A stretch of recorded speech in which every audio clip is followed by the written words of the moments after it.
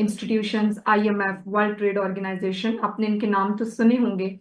तो इस हवाले से कुछ की एलिमेंट्स, कुछ चीजें कि जो हमने डिस्कस करनी है, इनके ऊपर हम थोड़ी बहुत आज बात करेंगे और फिर बाकी ऑर्गेनाइजेशंस को भी हम डिस्कस करेंगे।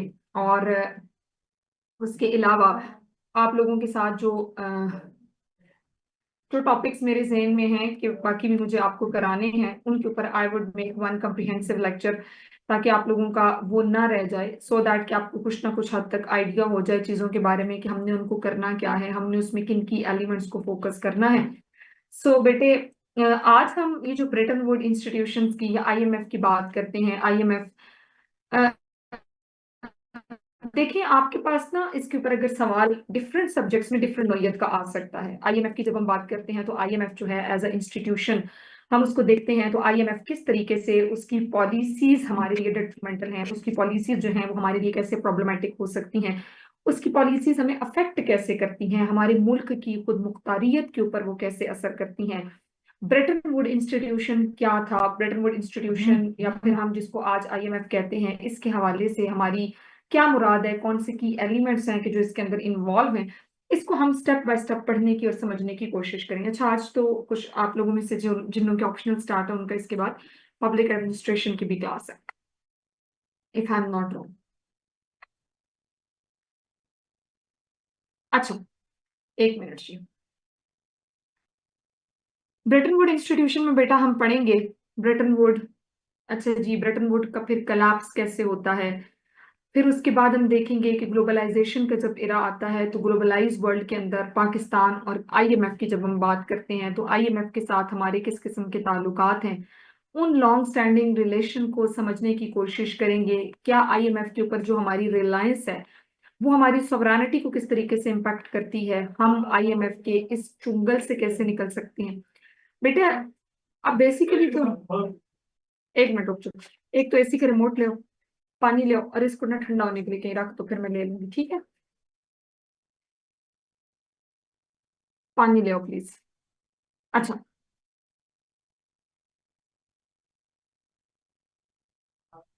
देखिए इकोनॉमी के ये टॉपिक हम कॉन्टेक्स्ट में अगर पढ़ें तो चलें, कि हमारे पास एक इकोनॉमी का कॉन्टेक्स्ट आता है तो वो एक अलग चीज है, लेकिन हम अभी फिलहाल जो है ना वो आईएमएफ को फोकस करने जा।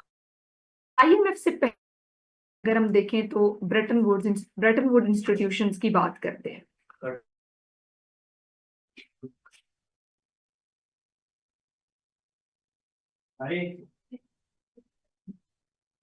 एक मिनट में इसको ना आप लोग ताकि एडिट ना कर सके।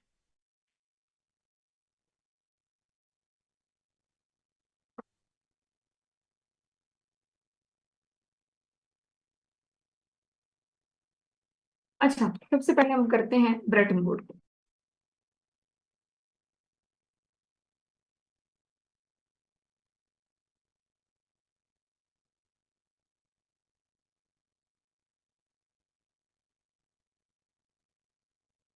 And today's topic is Bretton Woods institutions.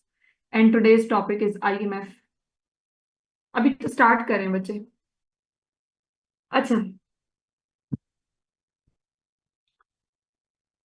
तो सबसे पहले हम ब्रेटन वुड इंस्टीट्यूशन को समझने की कोशिश करते हैं, उसका फिर क्लास कैसे होता है और फिर उसके बाद हम देखते हैं कि हमारे पास आईएमएफ आता है। अच्छा, ब्रेटन वुड इंस्टीट्यूशन के हवाले से कुछ की एलिमेंट्स, कुछ चीजें, कुछ गुजारिशात, कुछ मामलात आप समझ लें। ब्रेटन वुड इंस्टीट्यूशन या आईएमएफ और वर्ल्ड बैंक, ये आपकी, आप समझें कि वर्ल्ड वॉर 2 जब होती है तो वर्ल्ड वॉर 2 के धुएं से, आप कहें वर्ल्ड वॉर 2 की एशेस से ये उठते हैं, ये निकलते हैं। एक बहुत पाइवटल कॉन्फ्रेंस होती है ब्रेटन वुड्स में, जगह का नाम आप समझ, यहाँ पर एक कॉन्फ्रेंस होती है। ये आगे जो आपका न्यू हेम्स्फेयर यूएसए का पार्ट है, वहां पे 1944 के अंदर वर्ल्ड वॉर 2 जब हो गई, ममालिक ने आपस में लड़ लिया, एक दूसरे के साथ लड़ के बैठ के, तो ये जगह है Brayton would new Hampshire America के अंदर। वहां पर जुलाई 1944 के अंदर तकरीबन 43 नेशंस जो हैं उनके डेलीगेट्स आपस में मिलते हैं और वो कहते हैं कि भाई ग्रेट डिप्रेशन हुआ, दो इतनी बड़ी जंगें लड़ी गई, तो इस मुल्क का मुआशी या इस दुनिया का जो मुआशी सिस्टम है वो तबाहली के ऊपर पहुंच चुका है। अब हमारा जो ग्लोबल इकोनॉमिक सिस्टम है, इस ग्लोबल इकोनॉमिक सिस्टम को हमें नई तर्ज के ऊपर सोचना पड़ेगा, इसे री इमेजिन करना पड़ेगा, नहीं तो हमारा ये ग्लोबल इकोनॉमिक सिस्टम बैठ जाएगा, खत्म हो जाएगा। हालात अब आप देखें कि जब आपने जंग लड़ ली, आपने एक दूसरे के साथ जंगोजदल करके आप बैठ गए, और आप उस जंग जो है ना, जंग पैसा मांगती है, जंग आपकी मईशत का इस्तेसाल करती है। जब जंग हो गई, जब आपने अपनी मईशत को पूरी तरह आपने रोन दिया, तो फिर आपको ख्याल आता है कि भाई इस तरह तो नहीं चलेगा, अब हमें कुछ सोचना पड़ेगा। तो उसके नतीजे में आप ब्रेटन वुड के मकाम के ऊपर इकट्ठे होते हैं। अब आपका एम क्या है? इन 43 ममालिकों का, इन 43 मुल्कों का एम है इकोनॉमिक, इंटरनेशनल लेवल के ऊपर इकोनॉमिक कॉपरेशन।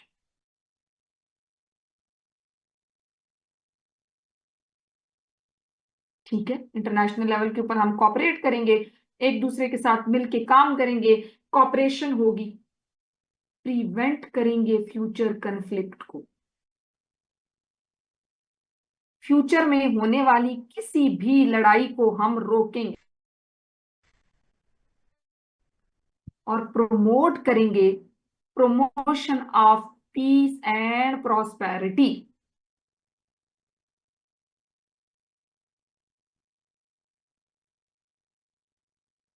अमन की आशा बढ़ाएंगे।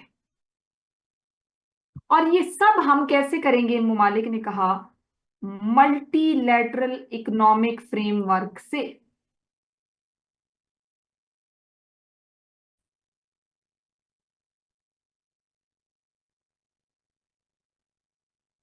कोई इकोनॉमिक फ्रेमवर्क हो, कोई ऐसा तरीकाकार वजह किया जाए, कोई ऐसे मामलात हों कि जिसके अंदर हम बुनियादी तौर पे एक दूसरे के साथ मिल बैठे, और हमारा मकसद ये है कि इंटरनेशनल लेवल के ऊपर इकोनॉमिक कॉपरेशन हो और फ्यूचर में हम किसी भी किस्म के इस कंफ्लिक्ट से बच सकें और अमन और प्रॉस्पेरिटी बढ़ सके। ये जो कॉन्फ्रेंस थी, बुनियादी तौर पे दो बड़े नाम, टू लीडिंग इकोनॉमिक्स जो हैं, उन्होंने इसमें बड़ा इंपॉर्टेंट रोल प्ले किया, जिसके अंदर अगर हम देखें तो एक है जॉन मैनर्ड काइंस, और ये बर्तानिया के थे, और दूसरे हैं हैरी डेक्स्टर वाइट, ये यूएसए के।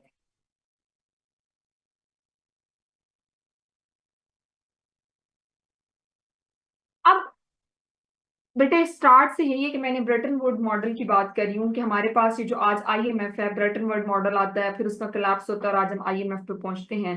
तो बुनियादी तौर पे इंटरनेशनल फाइनेंशियल इंस्टीट्यूशंस की हम बात कर रही हैं कि वर्ल्ड वॉर 2 जब हो जाती है और ममालिक आपस में लड़ के बैठ जाते हैं कि हाँ भाई अब क्या करना है, तो ऐसे में के मकाम के ऊपर अमेरिका में एक कॉन्फ्रेंस होती है। उस कॉन्फ्रेंस के अंदर 43 ममालिक इकट्ठे होते हैं, जिनका मकसद ये होता है कि इंटरनेशनल हम लेवल के ऊपर इकोनॉमिक कॉपरेशन करेंगे, फ्यूचर में होने वाली किसी भी लड़ाई को रोकेंगे, अमन और प्रोस्पेरिटी को बढ़ाएंगे। किस के जरिए? मल्टीलेटरल इकोनॉमिक फ्रेमवर्क के जरिए। और ये दो बड़े मौजूद थे जिन्होंने इसको इनिशिएट किया, या आप कह सकते हैं जिन्होंने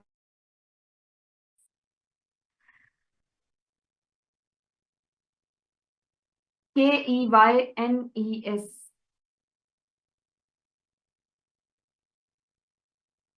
की NES की क्या गिनेस। अब इसके अंदर बेटा ये होता है कि हमारे पास जो ये आपका कीन्स है, ये कहता है कि एक सेंट्रल बैंक होना चाहिए। कीन्स वॉज ऑफ व्यू कि भाई दुनिया के अंदर एक ग्लोबल लेवल के ऊपर सेंट्रल बैंक होना चाहिए। ग्लोबल सेंट्रल बैंक का मकसद ये होगा, या ग्लोबल सेंट्रल बैंक के अंदर कि जहां पे हम ये देखेंगे कि तमाम जो ममालिक हैं उनका कोई कॉमन इकोनॉमिक सोर्स होगा। अब ये जो था ना कीन्स का फार्मूला, बुनियादी तौर पे ये आप ये कह सकते हैं कि ये आपको एक दुनिया को मिलाने का, कॉपरेशन का था। लेकिन जो वाइट है ना, ये दूसरा बंदा जो अमेरिका से था, वाइट अमेरिका से था और इसीलिए यूएस सेंट्रिक था, उसकी सोच भी अमेरिकी और रिजल्टेंटली यूएस सेंट्रिक सिस्टम ही प्रिवेल किया। खैर आपस में बातचीत हुई, बहस मुबासा हुआ और एक कंप्रोमाइज होता है इनके दरमियान। उस कॉम्प्रोमाइज के नतीजे में आपके पास फाउंडेशन होती है दो पावरफुल इंस्टीट्यूशंस की। दो पावरफुल इंस्टीट्यूशंस बन के सामने आते हैं।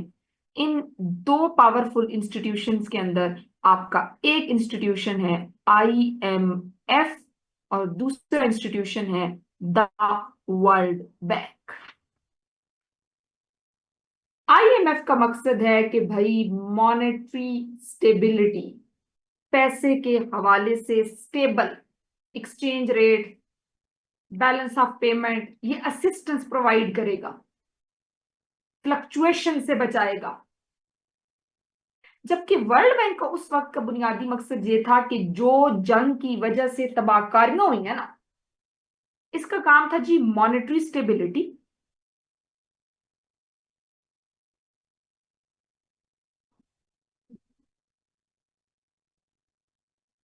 वर्ल्ड बैंक का इनिशियल फोकस था पोस्ट वॉर कंस्ट्रक्शन, कि जंग की जो तबाहकारियां हैं उसके बाद हमने इसकी कंस्ट्रक्शन टूट फूट के ऊपर, बाद में डेवलपमेंट लैंडिंग। इसका मतलब यह है कि जो नए ममालिक हैं या जो गरीब मुल्क है उनको डेवलपमेंटल लोन्स देगा, लेंडिंग्स करेगा ताकि वहां पर डेवलपमेंट हो सके। एम्बिशियस प्लान, और इसी एम्बिशियस प्लान के लिए एक तीसरा इदारा भी सामने आता है जिसको आप कहते हैं आईटीओ, इंटरनेशनल ट्रेड ऑर्गेनाइजेशन।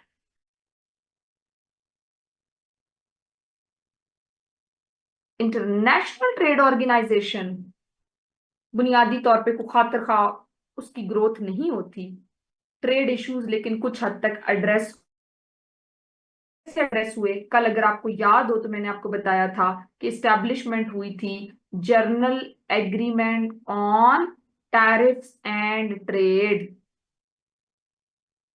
1947 में, और लेटर ऑन यही गैट इवॉल्व करके बन जाता है वर्ल्ड ट्रेड ऑर्गेनाइजेशन WTO 1995 में।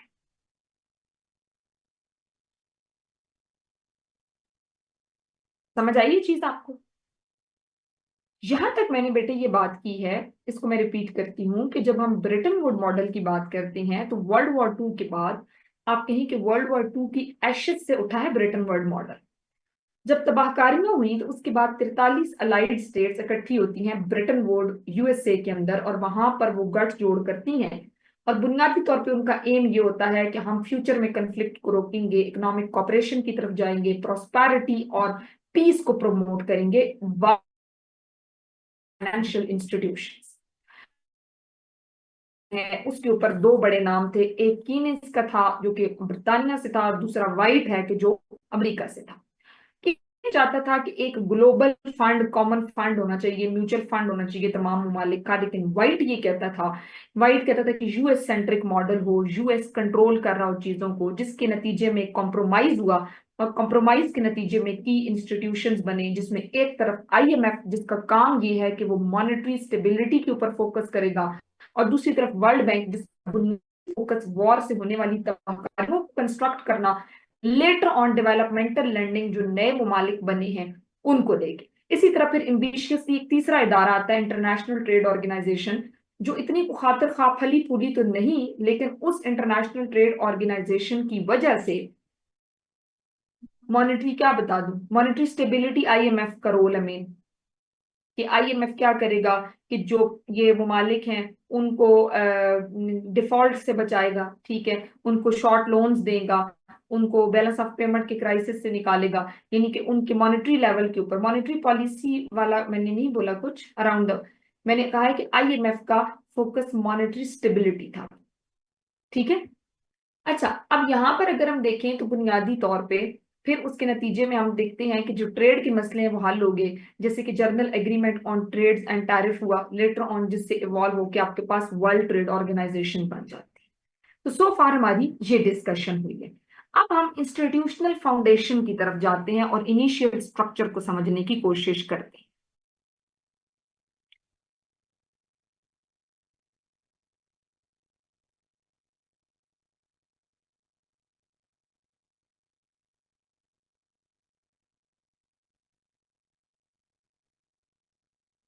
कि इन इदारों का फ्रेमवर्क क्या है, इनिशियल स्ट्रक्चर क्या। ओरिजिनल अगर हम ब्रेटन वुड्स सिस्टम की बात करें, ये जो आज आपका आईएमएफ है, इसका पुराना आप समझे कि नाम है ब्रेटन वुड्स। अब जो आपका ब्रेटन वुड्स सिस्टम है ना, इसके तीन की फीचर थे। पहला, फिक्स्ड एक्सचेंज रेट, मैं इसको समझाती हूँ। दूसरा, कैपिटल कंट्रोल्स। तीसरा, मल्टीलैटरल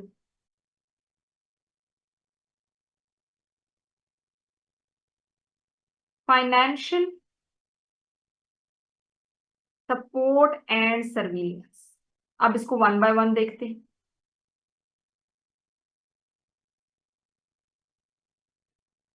फिक्स्ड एक्सचेंज रेट कि जो आपका गोल्ड डॉलर स्टैंडर्ड है, बुनियादी तौर पे उसके मुताबिक एक फिक्स रेट होगा। जैसे कि आज भी अगर आप दुनिया में देखते हैं तो हमारे पास हम डॉलर के साथ अपनी करेंसी को मैच कर रहे होते हैं कि $1 इज इक्वल टू इतने रुपए फलाना डॉलर, तो डॉलर आपका बेंचमार्क है, फिक्स एक्सचेंज रेट होगा, ठीक है जी।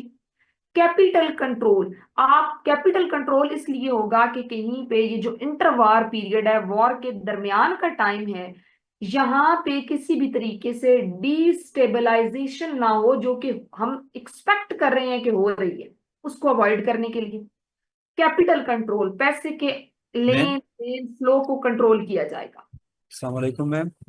जी, मैम, मेरा एक क्वेश्चन है कि ये जो करेंसी डिवेल्यू हो जाती है, मसलन रुपया गिर जाती है, तो ये किस तरह होती है? मतलब ये करेंसी जब आपकी डीवैल्यू हो जाती है तो इसका मतलब है कि डॉलर के मुकाबले में आपका रुपी गिर गया है। प्राइमरीली अब क्या होता है कि अब यहाँ पर ना दो तीन चीजें होती हैं, हम डॉलर को यहाँ पर बेंचमार्क मारते हैं। अब आपका बुनियादी तौर पे जो करेंसी को आप, एक करेंसी बेंचमार्क है ना आपका, वो डॉलर है, ठीक है, पहले गोल्ड स्टैंडर्ड के ऊपर आप कर रहे हैं। तो करेंसी के डी वैल्यू होने का मतलब ये होता है, या करेंसी डीवैल्यूएशन जब हम कहते हैं तो वो एक रिडक्शन होती है वैल्यू ऑफ करेंसी के अंदर। अब यहाँ पर ये होता है कि fix exchange rate monetary policy tool जो कि गवर्नमेंट यूज करते हैं, तो बुनियादी तौर पर आपका एक्सचेंज रेट का मतलब ये होता है कि आपकी करेंसी जो है, आपकी करेंसी डिवैल्यू के डेलिब्रेटली सोचे समझते हुए रिड्यूस कर दी गई है आपके मुल्क की करेंसी की रिलेटिव टू अदर करेंसी या बास्केट्स ऑफ द करेंसी। बेटे सिर्फ अब डॉलर नहीं है, प्राइमरीली अगर हम देखें तो हम डॉलर को ही बेंचमार्क देखते थे, लेकिन हम अगर अभी देखें तो हमारे पास जो आपके डिफरेंट आपके करेंसी यूनिट्स, जैसे कि हम जब यूरोप जाता है तो यूरोप अपने यूरो करेंसी मॉडल के ऊपर जो है उसको स्टैंडर्ड मानता है। लेकिन अब यहाँ पर जब हम बात करते हैं ना कि आपका why the dollar is a benchmark, तो हमारे पास वाई, या इसको इंटरनेशनल करेंसी क्यों कहा जाता है, तो यूएस क्योंकि बुनियादी तौर पे वो मुल्क है कि जिसके पास वर्ल्ड गोल्ड सप्लाई सबसे ज्यादा है, और गोल्ड बैक डॉलर जो है वो स्टेबल है, इसलिए जो है वो करेंसी है। तो बाकी जो ममालिक हैं वो अपनी करेंसी को बैक करते हैं डॉलर के साथ, ठीक है, क्योंकि इसके पास सबसे मैम, ज्यादा, तो जो अगर डॉलर है, अगर हम देखें तो अफगानिस्तान की करेंसी अगर देखी जाए, अफगानिस्तान की, तो वो भी हमसे आगे है। तो ये किस तरह मतलब मेजर करते हैं? जैसे कुवैत की देखी जाए तो वो तो बहुत ज्यादा है, मतलब इतने डेवलप कंट्रीज भी नहीं है लेकिन करेंसी उसकी हाई है। अब देखिए ना, यूएस का जो डॉलर है ना, वो वर्ल्ड प्राइमरी रिजर्व करेंसी है 60 ईयर्स से तकरीबन। ब्रेटन वुड सिस्टम के अंदर ही डॉलर को पेग्ड किया गया था to gold and most other currency जो है वो, यानी कि पहले गोल्ड था, फिर गोल्ड को रिप्लेस किया डॉलर के साथ, और फिर ये अच्छा। अब यहाँ पे जो आपका बात है ना कि आपका जो है कि लार्जेस्ट इकोनॉमी और स्ट्रॉन्गर करेंसी, अब आप ये पूछ रहे हैं कि बुनियादी तौर पे आप ये कहना चाह रहे हैं कि उन ममालिक की करेंसी हमसे बेहतर क्यों है? ये मेरा सवाल, आप दोबारा सवाल रिपीट कीजिएगा, जी दोबारा जी मुझे मैम। क्या भाई? अफगानिस्तान की हमारी मतलब मेरे ख्याल से उसकी 3 रुपया और हमारी 1 रुपया बराबर हो जाती है, जिस तरह कुवैत की बहुत आगे है, मेरे ख्याल से 300 से भी आगे है। तो ये किस तरह होती है? इवन इंडिया से भी बेहतर है ना अफगानिस्तान की, अगर हम करेंसी की बात करें जी जी, तो, या ये वहां पर बात। जो स्ट्रॉन्गर हो रही है। देखिए, बेसिकली नो मैटर वर्ड कि हमारे पास जो आपकी इकोनॉमिक डाइवर्सिफिकेशन है उसमें डिफरेंट चीजें होती हैं। अब हम देखते हैं कि आपका जो करेंसी रेट है या करेंसी एक्सचेंज है, वो टाइम के साथ हम उसे देखते हैं कि उसके अंदर आपके रिजर्व्स कितने हैं, वो चीज एक बड़ी मैटर करती है। उसके बाद अगर हम देखें तो उसके स्ट्रॉन्गर करेंसी की अगर हम बात करें तो सबसे ज्यादा स्ट्रॉन्गर करेंसी फिर हमें कुवैती दिनार देखने को मिलता है। उसकी रेपुटेशन बहुत ज्यादा हमें देखने को मिलती है, क्योंकि वहां पे मिडल ईस्ट के अंदर ऑयल बेस्ड ट्रांजैक्शन होती है। मिडल ईस्ट की ऑयल बेस्ड ट्रांजैक्शन की बेसिस के ऊपर कुवैती दिनार जो है ना, वो हाईएस्ट करेंसी है इंडियन रुपी के मुकाबले में ज्यादा। एक आपको कुवैती दिनार तकरीबन 280 इंडियन रुपीस के बराबर है, और वही कुवैती दिनार की अगर हम बात करें तो पाकिस्तान के अगर हम कॉन्टेक्स्ट में देखें तो उसके रुपी का तकरीबन डॉलर के मुकाबले में बहुत ऊपर एक्सचेंज रेट चला जाएगा, कोई 800-900 रुपए पे चला जाएगा, 900 रुपए पे बिल्कुल। तो प्राइमरीली जहां पर ये होता है कि आप जब मिडल ईस्ट में आते हैं तो आप ऑयल फॉरेक्स के ऊपर जब अपनी करेंसी को देख रहे होते हैं तो वहां पे कोई दिनार सबसे ज्यादा स्ट्रांग है। जब आप उसको यूएस डॉलर की बेसिस पे देखते हैं तो यूएस डॉलर की बेसिस के ऊपर फिर हम ये कहते हैं कि वहां पर अब ये, अब अफगानिस्तान की अगर आप करेंसी की बात करें तो डिस्पाइट द फैक्ट कि अफगानिस्तान के अंदर अब जो उसका करंट अकाउंट डेफिसिट है वो कम है। अफगानिस्तान के अंदर अगर हम देखें तो आपका अल्टीमेटली जो अब प्राइमरीली अफगानिस्तान के दूसरे कॉन्टेक्स्ट में आप देखें तो अफगानिस्तान के पास अगर हम उसके रिजर्व्स की बात करें तो नेचुरल रिजर्व्स भी मौजूद हैं। तो प्राइमरीली इस बेसिस के ऊपर हम ये कह रही हैं कि हमारा एक रिलेटिव फॉर्मूला होता है कि भाई आप कहते हैं कि करेंसी रेट क्या है या करेंसी वैल्यू किस तरीके से है या स्टेबल करेंसी कौन सी है। तो काफी फैक्टर हैं कि जो आपकी करेंसी डिवैल्यूएशन के ऊपर जो है वो इम्पैक्ट कर रहे होते हैं। ठीक है जी, फॉर एग्जांपल अब आपकी कुछ करेंसीज बहुत स्टेबल है, यानी कि उनके ऊपर कोई इफेक्ट नहीं आता, ग्लोबल मार्केट क्रैश कर जाए, स्टॉक एक्सचेंज के ऊपर कोई मसला आ जाए, या जैसे कि स्विट्जरलैंड का बड़ा ही एक क्योंकि वो पॉलिटिकल न्यूट्रल है, ठीक है, उसका डेट कम है, उसकी जीडीपी बेहतर है, और उसकी स्टेबिलिटी है वहां पे, तो इसलिए हम ये कहते हैं कि वो बड़ी स्टेबल करेंसी है। तो यहाँ पर ये चीज होती है बेटा। अब इसी तरह फिर अगर आप ईरान की बात करें तो आपका ईरानियन रियाल बहुत ही कम, फॉर एग्जांपल शायद पाकिस्तान के लाखों रुपए हैं और वहां के कुछ हजारों बनते हैं, वो तो बहुत ही ज्यादा उसका ये है। तो यहाँ पर ये डिफरेंट फैक्टर्स हैं, नॉट अ सिंगल फैक्टर कि जो आपकी करेंसी की रिलेटिविटी को बताता है या करेंसी रिलेटिविटी की। स्टॉक मार्केट बेटा ये होता है कि देखिए आपकी ना एक मार्केट है कि जिसके अंदर आपने कुछ रिजर्व खरीदे हुए, मिसाल के तौर पे आप ये कहते हैं कि भाई मैंने शेयर्स खरीदे हुए, ठीक है, आपने अक्सर देखा है कि स्टॉक मार्केट में मंदी का रुझान रहा, या आप कहते हैं कि बुलिश ट्रेंड रहा या बियरिश ट्रेंड रहा। स्टॉक मार्केट ये होती है कि आपने ये समझना है कि एक मार्केट, फॉर एग्जांपल ऐसी मार्केट कि जहां पे आपके पास कुछ इन्वेस्टर्स हैं, जैसे कि ये क्लास जो है यहाँ पर एक मार्केट है, फॉर एग्जांपल ये एक मार्केट है, वहां पर आप क्या करेंगे? हाँ, पाकिस्तान के मुकाबले में इसका कम है, अच्छा। अब अक्षय ये है कि यहाँ पर एक मार्केट है, ये क्लास एक मार्केट है, इसमें आप इन्वेस्टर हैं, ठीक है, आपने शेयर बेचे हैं, आपने सो फॉर एग्जांपल आपने वहां पे पैसे इन्वेस्ट किए हैं, और कोई और कंपनीज हैं कि जहाँ पे इन्वेस्टर क्या करता है, इन्वेस्टर आके कुछ सेल करता है या बाय करता है शेयर्स को, जो कि स्टॉक कंपनीज में लिखे होते हैं, जैसे कि पेप्सी का शेयर है, जैसे कि आप कहते हैं कि कोई और बहुत सारे किसी टेलीफोन कंपनी का शेयर है। तो यहाँ पर ये होता है कि आप उसके अंदर शेयर खरीदते हैं, ठीक है, और फिर वो देखते हैं कि मार्केट ऊपर जा रही है या नीचे जा रही है, मार्केट के अंदर किस तरीके से चीजें ग्रो कर रही हैं, किस चीजें कम हुई। तो स्टॉक मार्केट को हम इक्विटी मार्केट कहते हैं, शेयर मार्केट कहते हैं, जहां पे बायर्स और सेलर, खरीदार और बेचने वाले होते हैं। जिस तरह के आपके यहाँ की एक मवेशी मंडी है, उसकी एग्जांपल यहाँ वहां से स्टॉक एक्सचेंज समझें। और वहां पर क्या है कि वो आते हैं और उन्होंने वहां से एक बकरी खरीदी है। वो बकरी उन्होंने जब खरीदी है तो उन्होंने 50,000 की खरीदी है। अब वो अपनी बकरी, वो 50,000 की जो खरीदी हुई है, अगर वो 70,000 की खरीदते हैं, बेचते हैं, तो उसके ऊपर वो 20,000 का मुआवजा ले रहे हैं। तो यानी कि अब यहाँ पर ये होता है कि आपने कोई शेयर खरीदे हैं, ठीक है, आप इन्वेस्टर हैं वहां पर उस प्लेटफॉर्म के अंदर, उसमें आपने शेयर्स खरीदते हैं, उसको हम शेयर्स कहते हैं जो वहां पे आप खरीद रहे होते हैं। उसके ऊपर लिस्ट ऑफ कंपनीज होती हैं, और फिर उसके बाद हम उसको क्या करते हैं कि, और ये बहुत बड़ी मार्केट है स्टॉक एक्सचेंज की। स्टॉक एक्सचेंज के अंदर प्राइमरीली अगर हम देखें तो यहाँ पर एक्सचेंज हो रहा है, ठीक है, यानी कि आप बेच रही हैं, खरीद रहे हैं, शेयर्स ले रही हैं, बाय और सेल कर रहे हैं, ठीक है। तो इसके अंदर फिर ये होता है कि ये आपकी स्टॉक एक्सचेंज में आप कहते हैं मंदी का रुझान रहा, या आप कहते हैं कि स्टॉक एक्सचेंज बड़ी बेहतर रही। तो स्टॉक एक्सचेंज की मंदी का रुझान की अगर हम बात करें, कम की बात करें, तो इसमें बुनियादी तौर पर ये होता है कि आपकी अगर, तो यानी कि आपके ना कि रेट बढ़ गए हैं, आप कहते हैं कि फॉर एग्जांपल आज पैसा जो है वो बड़ा स्ट्रांग रहा, रुपी जो है वो मुस्तहकम रहा, डॉलर की वैल्यू ऊपर गई, डॉलर ऊपर गया, तो ये आपके ना ग्लोबल लेवल के ऊपर डिफरेंट ट्रेंड्स होते हैं जिनकी बेसिस के ऊपर ये चीजें कैलकुलेट होती हैं। Security exchange commission of Pakistan आपका वो इदारा है कि जिसके साथ आप अपनी कंपनी को रजिस्टर करते हैं। सिक्योरिटी एक्सचेंज, अब आपका जो स्टॉक एक्सचेंज है या स्टॉक मार्केट है, वो आपकी एक पूरी अलग मार्केट है। पाकिस्तान सिक्योरिटी एक्सचेंज कमीशन जो है, उसके अंदर मौजूद जितनी भी आपकी कंपनीज हैं उसके साथ रजिस्टर्ड होती हैं।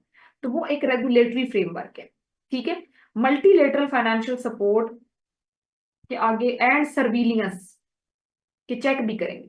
खैर, back to the thing which we were discussing, कि सबसे पहले ब्रेटन वुड ने ये कहा था कि फिक्स एक्सचेंज रेट होगा, कैपिटल कंट्रोल होगा, मल्टीलेटरल फाइनेंशियल सपोर्ट और सर्विलियंस होगी आईएमएफ के थ्रू, ठीक है, जो कि देखेगा कि स्टेबिलिटी। अब देखिए, आईएमएफ सिर्फ आपको सपोर्ट नहीं करता, आईएमएफ की सर्विलियंस भी होती है। आईएमएफ कहता है कि हाँ भाई, तनख्वाहदार तबके की आप तनख्वाहें नहीं बढ़ाएंगे, वो आपको कहता है कि हाँ भाई अब यहाँ पे आप कट लगाएंगे, ठीक है जी।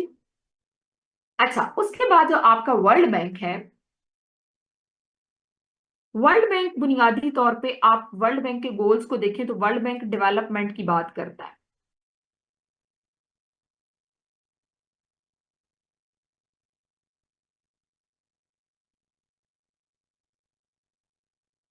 लोन्स, ठीक है, लोन्स देता है, ठीक है। यहाँ पर स्पेशली अगर हम देखें तो रिकंस्ट्रक्शन के लिए इसने लोन्स दिए, यूरोप को दिए, साउथ को दिए, कि भाई जहां पर बुनियादी तौर पे आपके वॉर की वजह से इश्यूज हुए हैं उनको बेहतर किया जा सके।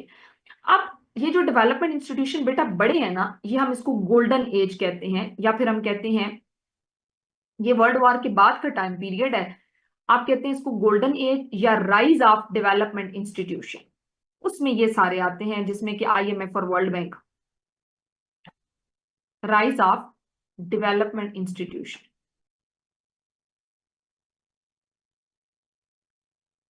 ये 1945 से लेके 1973 तक।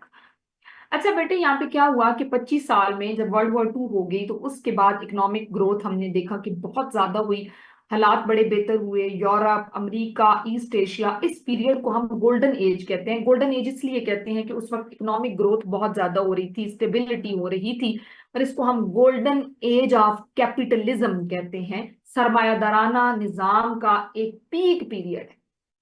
ब्रेटन वुड्स सिस्टम की वजह से, अब ये जो ब्रेटन वुड्स सिस्टम जो हमने ऊपर देखा, इसकी वजह से आप देखते हैं कि तिजारत बढ़ी, वर्ल्ड जो जम्मू के दौरान तबाहकारियां हुई थी दोबारा से वो रिकंस्ट्रक्शन हुई, इंडस्ट्रियां आपकी लगी, इकोनॉमिक मॉडर्नाइजेशन हुई, नई रियासतों को सपोर्ट।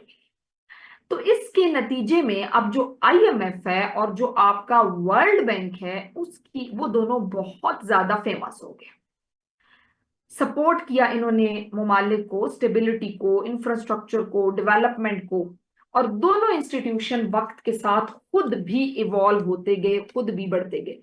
ये बेटा पॉलिटिकल साइंस के कंसेप्ट हैं, कम्युनिज्म एंड कैपिटलिज्म। कैपिटलिज्म सरमायादाराना निजाम है कि जिसके अंदर दो क्लासेस हैं, एक आपका मजदूर तबका है जिसको हम पीजेंट्स कहते हैं, और एक आपका सरमायादार तबका है जिसको हम बोर्जिया कहते हैं। तो बोर्जिया क्लास और प्रोलेटेरिएट क्लास के अंदर ये है कि मजदूर आपका पूरा साल कमाई करे और पैसे लेने का जब वक्त आए तो सरमायादार ले जाए। तो ये जो एक्सप्लॉयटेशन है, इस किस्म के निजाम को हम क्या कहते हैं, that is known as capitalism. फिर आपका कार्ल मार्क्स कहता है कि एक वक्त आएगा कि जब लोगों में शऊर बेदार होगा और वो मजदूर तबका जब रिवॉल्ट लेकर आएगा, इनकलाब लेकर आएगा और सरमायादार को उठा के फेंक देगा, तो उस मजदूर तबके की जो वो टेम्पररी हुकूमत वहां पर बनेगी, उसको हम कम्युनिज्म कहते हैं। ठीक है, कम्युनिटी की जो आपकी पोजीशन, कम्युनिटी का होल्ड, कम्युनिटी का जो है वो इक्तदार, आपका जो यूएसएसआर था या जो आपका रशिया है वो सपोर्ट करता है कम्युनिज्म को, और अमेरिका जो है वो कैपिटलिज्म को सपोर्ट करता है। और अल्टीमेटली फिर आगे चलें तो ये आप जो कार्ल मार्क्स है, या फिर मार्क्स के बाद हेगल है, कार्ल मार्क्स है, स्टॉलन है, लेनिन है, तो ये कहते हैं कि एक वक्त आएगा कि भाई कोई भी किसी की भी गवर्नमेंट नहीं होगी और फिर तमाम लोग बराबर होंगे, और वो टेम्पररी गवर्नमेंट उन प्रोलेटेरिएट की भी खत्म हो जाएगी और फिर सोसाइटी बन जाएगी जहां पे सोशलिज्म होगा। तो ये एक सॉर्ट ऑफ आप ये कह सकते हैं कि ये आप जब पॉलिटिकल साइंस पढ़ेंगे तो आपको तब ज्यादा डिटेल में पता चलेगा। यहाँ पे तो मैंने बस आपको एक ब्रीफ सा ओवरव्यू दिया। अब इसके नतीजे में आईएमएफ और वर्ल्ड बैंक दुनिया के अंदर हम देखते हैं इवॉल्व हुए, इंटरनेशनल फाइनेंशियल कॉपरेशन हुई, यानी कि प्राइवेट सेक्टर डेवलपमेंट हुई, इंटरनेशनल डेवलपमेंट एसोसिएशन बनी, centre for settlement of investment dispute, मुख्तलिफ किस्म के एग्रीमेंट्स होना शुरू हो गए। खैर, अब क्या हुआ, यहाँ पर आपका ब्रेटन वुड कलैप्स होता है 1973 से। अब ये एक ट्विस्ट है, कलैप्स ऑफ ब्रेटन वुड।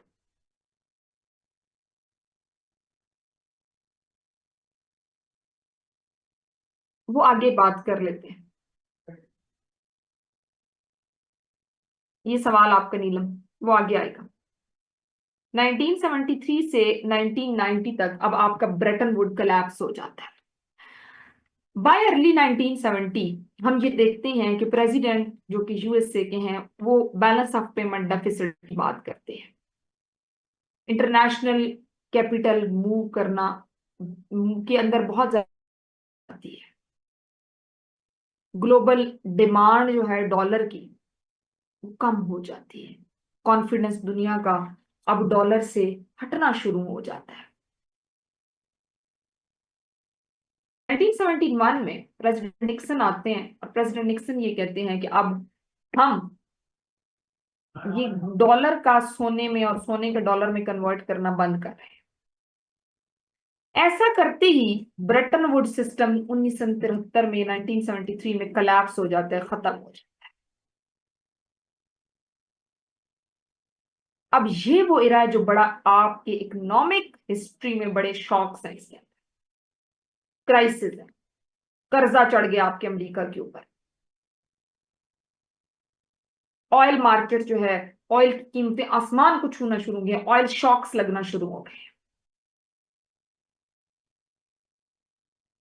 तो अमेरिका ने कहा कि ब्रेटन वुड जरूरी है, ब्रेटन वुड जैसा कुछ होना चाहिए।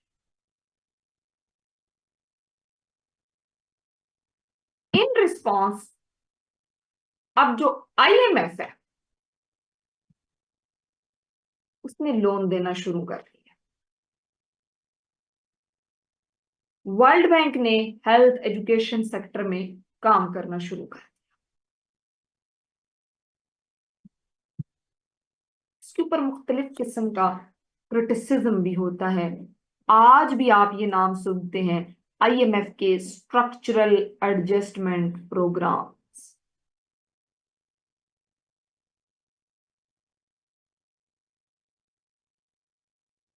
अब इन्होंने कुछ पॉलिसीज,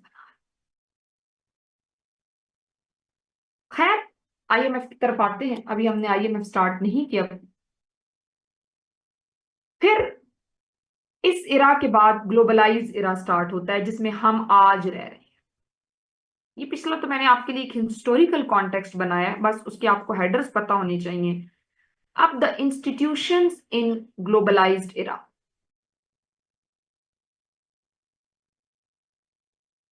आपके 2000 से लेके आज तक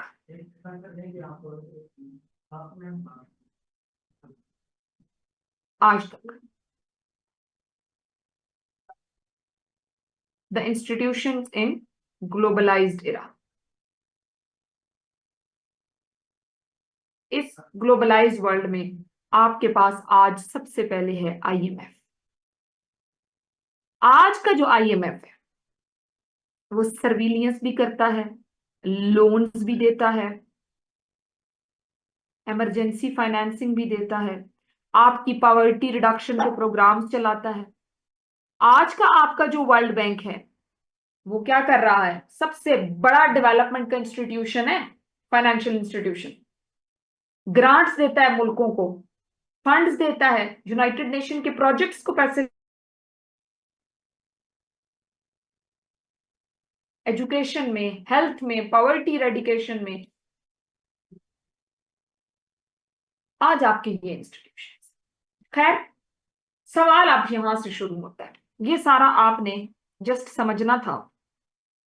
इसका ना एक आप क्विक सा ब्रीफ बना लीजिएगा, एक 1 पेजर। सवाल ये है अब जो हम अब करने जा रहे हैं, Pakistan and IMF.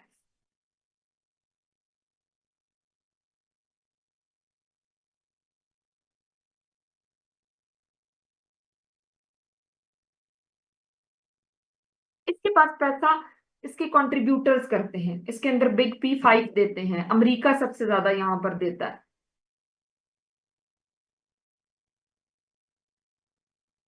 A comprehensive analysis. अच्छा बेटे, अब अगेन मैं हमेशा कहती हूँ कि करंट अफेयर्स आपकी बड़े इंपॉर्टेंट सब्जेक्ट है। आपके पास ऐसे आता है आईएमएफ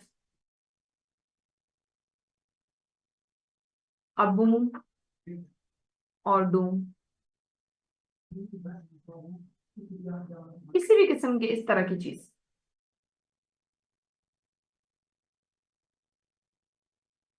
या आपका वो सवाल पूछता है पब्लिक एडमिनिस्ट्रेशन में या गवर्नेंस एंड पब्लिक पॉलिसी में रोल आउट्स नहीं, role of international financial institutions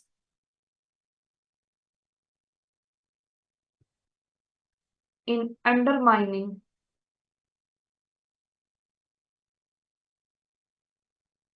sovereignty। सवाल आ जाता है पाकिस्तान अफेयर के अंदर, इकोनॉमी के कॉन्टेक्स्ट में, is IMF loan or IMF loans helpful for economic growth. सवाल आ जाता है जेंडर में, role of structural adjustment programmes on gender policies. कोई जरूरत नहीं ज़ैनब नोट करने की प्लीज, कि इस किस्म के सवाल आ जाते हैं हर सब्जेक्ट में। करंट अफेयर के अंदर अगर ना भी आए ना कोई सवाल, तो करंट अफेयर का कोई भी टॉपिक फालतू नहीं होता। बड़ा आपने सोच समझ के आर्टिकुलेट करना होता है करंट अफेयर के सिलेबस को। करंट अफेयर पढ़ाना इतना मुश्किल नहीं है जितना करंट अफेयर के टॉपिक्स चूज करना मुश्किल।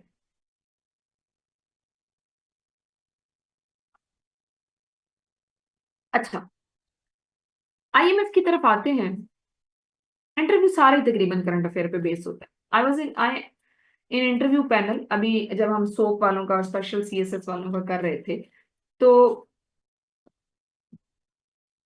इसमें हमने ये चीज देखी और हमने प्राइमरीली के अब सबसे ज्यादा जो हमारे पास जितने भी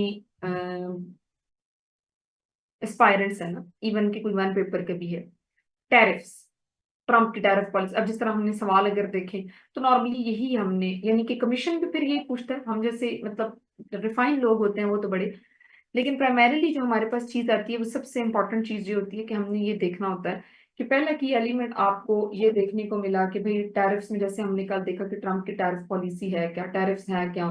अच्छा जी, इन टैरिफ की इम्पोजिशन के अंदर मसला क्या है, ट्रम्प ने जो फॉर्मूला यूज किया है उसकी कैलकुलेशन में क्या गलती है। ठीक है। अच्छा जी, तो इस किस्म के सवाल पीएमएस में भी बच्चे तकरीबन, आपने पीएमएस दिया हुआ है नौशरवान, आप ये जो अभी हुआ है, when is the result expected. अस्सलाम वालेकुम मैम। जी नहीं वाले, मैम, मैंने नहीं दिया हुआ। अच्छा नहीं लिया। इंटरव्यू कहीं पे भी हो, तो किसी भी पोस्ट का किसी भी लेवल का इंटरव्यू हो, तो इंटरव्यू के अंदर सबसे ज्यादा जो आपसे डिस्कशन, तीन चीजें आपके लिए इंपॉर्टेंट होती हैं। आपकी बायोग्राफी, बायोग्राफी के अंदर आपने का बैकग्राउंड, आपने क्या पढ़ा है, या आप कहाँ से बिलोंग करते हैं, या आप क्या कहीं पे सर्विस करते रहे हैं तो क्या है। दूसरी चीज होती है आपके करंट, आपके ऑप्शनल सब्जेक्ट्स, और तीसरी और बड़ी इंपॉर्टेंट चीज जिसके ऊपर सबसे ज्यादा आपका इंटरव्यू बेस करता है, 100 में से अगर मैं कहूँ तो 65% वो आपके करंट अफेयर्स होते हैं।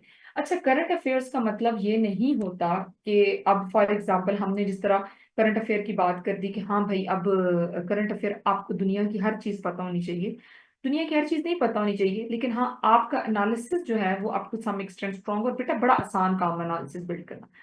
टेक आउट द टॉपिक और उसको आप डिफरेंट एंगल से पढ़िए, डिप्लोमेट से पढ़ लीजिए, आप उसको कहीं मैम से भी पढ़ लीजिए, तो उसके अंदर आपका एनालिसिस जो है ना वो बड़ा स्ट्रॉन्ग, जैसे कि हमने टैरिफ वॉर में देखा, तो हमें उसकी ना डिफरेंट चीजें, अब नॉट ऑलवेज नेगेटिव, हमें उस पर्सपेक्टिव को भी देना है कि हाउ दे आर पॉजिटिव। जी बेटे।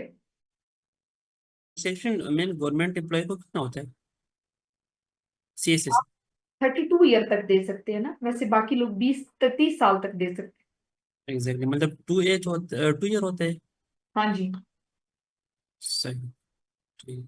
पाकिस्तान अफेयर के बेटा क्वेश्चंस आ जाते हैं इंटरव्यू में, लेकिन बाकी कंपल्सरीज के सच नहीं आते, करंट अफेयर ही है, और आपसे वो अब जीएस से तो नहीं पूछ सकते ना। ठीक है। और उसके बाद इस्लामियात पे भी देखिए, इस्लामियात के ऊपर, रिलीजन के ऊपर ना कम सवाल होता है। इवन इसीलिए ना बच्चों को जब ऑप्शनल भी वो चूज कर रहे होते हैं ना, तो मैं कहती हूँ कि इस्लामिक हिस्ट्री, इस्लामिक लॉ ना रखें, तो उसके पीछे मेरी मेन रीजन ये होती है कि मैं फोर्स ही कर रही होती हूँ कि इंटरव्यू में फिर बड़ा पंगा पड़ जाएगा। ठीक है। तो लिहाजा हम बड़ी पोलराइज सोसाइटी में रहते हैं, जो सिर्फ पॉलिटिकली पोलराइज नहीं है। ठीक है। जो कि सेक्टेरियन भी, उसके अंदर सेक्टेरियनिज्म भी हमें देखने को मिलता है। उसके अंदर हमें तमाम चीजें, ज्योग्राफी अगर हम देखें तो ज्योग्राफी आपको ऑप्शनल कभी भी नहीं रखना चाहिए, बड़ा लेंथी और लो स्कोरिंग सब्जेक्ट है। ज्योग्राफी आपके वन पेपर के एमसीक्यूज के लिए एक इंपॉर्टेंट सब्जेक्ट अच्छा अच्छा हो सकता है। Otherwise geography is come under the ambit of token question. Token question पे आपको इंटरव्यू में कोई कुछ नहीं कहता, आप मिसाल के तौर पे आपसे पूछ रहे हैं, हाँ जी फलाने बॉर्डर की लेंथ कितनी, आपको नहीं आती, तो इसको कोई ऐसा नहीं है कि आप इसके ऊपर आपको पकड़ा जाएगा। लेकिन आपसे अगर बात हो जाए और आपको कहा जाए कोई बात नहीं नीलम, अगर पीएमएस में तो अच्छा है, तो सीएसएस में उसको कंसिडर करिए। कौन जी सा मैम, भी। पीएमएस में काफी स्कोरिंग भी था और कोर्स भी इजी था, तब मैं हाँ बोल रही हूँ। पीएमएस के अंदर आप, पीएमएस में अच्छा, सीएसएस के लिए it's not a good subject. अच्छा आ जाए जी, पाकिस्तान की अगर हम देखें तो इसके ऊपर हम देखने को मिलता है कि पाकिस्तान की जो इकोनॉमी है, जोलॉजी आपका ज्यादा बैकग्राउंड है।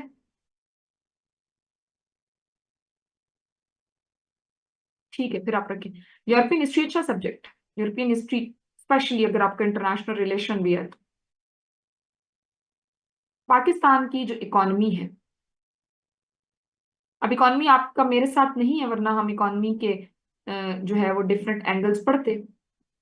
रिकरिंग फाइनेंशियल स्ट्रेस, हमारी इकोनॉमी के ऊपर बारहा स्ट्रेस आता है, टाइम टू टाइम आता है, मुख्तलिफ लेवल्स के ऊपर आता है, और हमें एक्सटर्नल असिस्टेंस की जरूरत रहती है। अब वो कहते हैं ना कि आदत पड़ गई है, तो जब वो हम एक्सटर्नल असिस्टेंस लेते हैं, वो कर्जा आप लेते रहते हैं, तो अल्टीमेटली वो कर्ज, वो डेट जो आप पे लाजम होता है वो बढ़ता चला जाता है, आपकी इकोनॉमी कमजोर होती जाती है। हम आईएमएफ को कहते हैं कि आईएमएफ हमारी फाइनेंशियल लाइफ लाइन है, आईएमएफ अगर हमें दे तो हम जाएंगे। आईएमएफ हमारी, आप कहें कि फाइनेंस को चलाने के लिए फ्यूल है।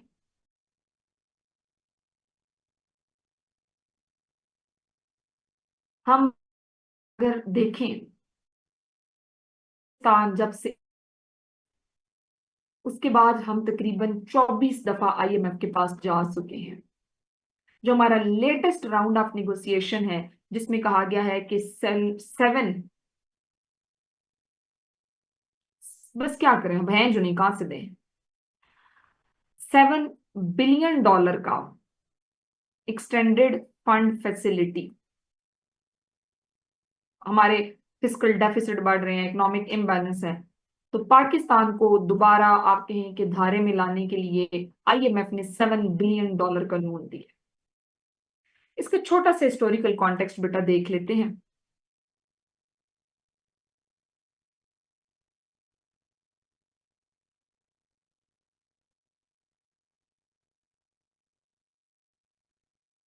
हाँ बिल्कुल, लॉज फिराया जी गौरी। पाकिस्तान के इकोनॉमिक रिलेशन आईएमएफ के साथ बेटे शुरू होते हैं सन 1950 के अंदर। बनने के 3 साल बाद जब पाकिस्तान 3 साल का हुआ तो पाकिस्तान ने मांगना शुरू कर दिया, और तब से पाकिस्तान जो है उसको मांगने की ऐसी आदत पड़ी कि हमारे ये बोरोइंग क्राइसिस, हम ये देखते हैं कि ये जो हम पैसे लाते हैं आईएमएफ से, कुछ हद टाइम के लिए हमें रिलीफ मिलता है, दोबारा रिलीफ जो है वो एक वर्स कंडीशन इख्तियार करता है, हम दोबारा मांगने चले जाते हैं। 2024 के अंदर पाकिस्तान ने 25 अरेंजमेंट किए हैं आईएमएफ के साथ, और अल्टीमेटली ये जो नंबर है इसमें हम ये देख सकते हैं कि हमारी पूरी की पूरी डिपेंडेंसी है। हाँ बस हिलेरियस ही है, क्या करें, जनरेट कर सकते हैं लेकिन वो यही बात है कि दूर के ढोल सुहाने। पाकिस्तान आईएमएफ के पास बैलेंस ऑफ पेमेंट की क्राइसिस की वजह से गया। आईएमएफ के प्रोग्राम बुनियादी तौर पे पैकेज के साथ से ज्यादा रिफॉर्म एजेंडा था कि ना सिर्फ हम आपको पैसे देंगे बल्कि हम आपकी इकोनॉमी को, मईशत को बेहतर करने के लिए ऑस्टेरिटी मेजर्स यानी कि सख्त किस्म की पॉलिसीज बनाई जाएं, जिसके अंदर कहा गया कि भाई आप अपनी सब्सिडी को कम कर दें, जो आप अपने इदारों को, अपने लोगों को जो आपने मुफ्त चीजें फराहम कर रही हैं वो कम कर दें, आप एडजस्टमेंट प्रोग्राम्स लेकर आए। और इसके नतीजे में जो गवर्नमेंट्स हैं वो बड़ी स्ट्रगल उन्होंने किया। जारी बात है जब आप रिफॉर्म एजेंडा, जिस तरह आप कहते हैं कि हम भी प्राइवेटाइज कर दें, सरकारी अस्पताल जो है वो बंद कर दें, वहां पे अब लोगों की जो है वो आप पैसे दे के इलाज कराएं, तो आवाम की तरफ से आपको बैकलैश मिलता है। खैर हम अगर देखें तो जो हमारे करंट इकोनॉमिक क्राइसिस है ना, उनका अगर आप एक छोटा सा, तो वो ये है, ये हालात हमारे चल रहे हैं बेटा। करंट जो हमारे इकोनॉमिक क्राइसिस हैं,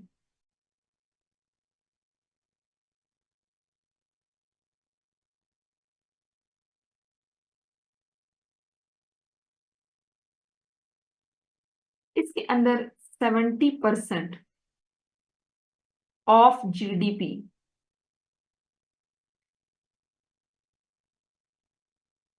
इतना आपका डेट है, कर्जा है। फॉरेन एक्सचेंज की शॉर्टेज है, करंट अकाउंट डेफिसिट जिसको आप इंपोर्ट और एक्सपोर्ट के दरमियान का इम्बैलेंस है। फिस्कल डेफिसिट है, यानी कि आपकी जीडीपी जो है जिसके अंदर आपका रेवेन्यू आप कमा कम रहे हैं और आपका एक्सपेंडिचर खर्चा ज्यादा है। जो आपके दोस्त ममालिक हैं उनकी तरफ से loan rollovers from friendly countries.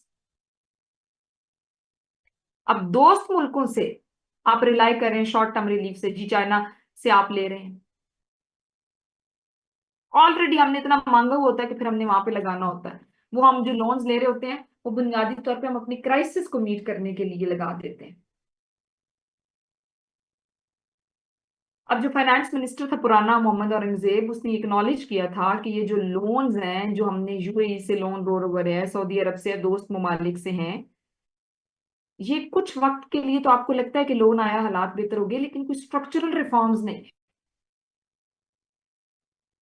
अब आईएमएफ आपसे क्या चाहता है?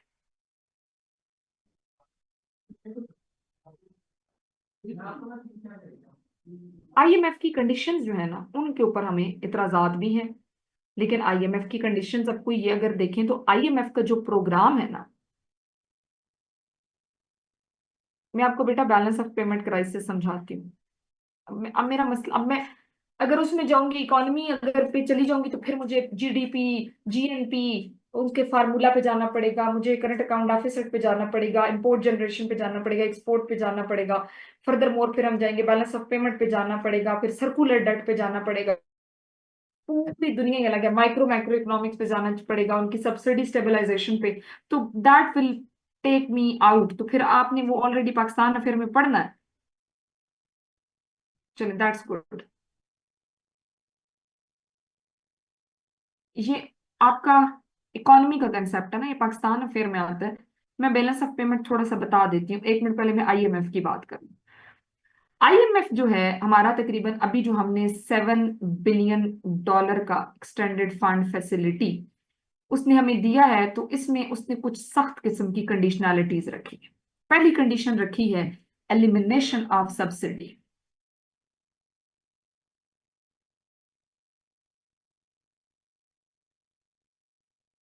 ये कहता है कि आपने खास तौर पे जो एनर्जी पे, फ्यूल पे, इस सब्सिडी को आप कम करें। दूसरी और बुनियादी चीज, टैक्स रिफॉर्म। टैक्स नेट में ज्यादा से ज्यादा लोगों, extended fund facility program, IMF के प्रोग्राम का नाम है। टैक्स रिफॉर्म्स करें जी, टैक्स नेट के अंदर तमाम लोगों को लेकर आए। स्ट्रक्चरल रिफॉर्म्स करें।